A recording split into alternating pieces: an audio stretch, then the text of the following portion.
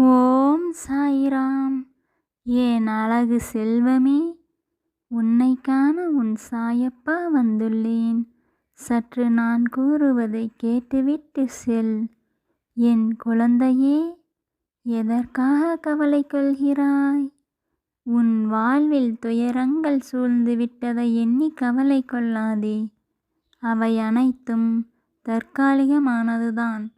உன் சாயப்பா உன்னுடன் இருக்கையில் இனி நீ எதை பற்றியும் கவலை கொள்ளாதே.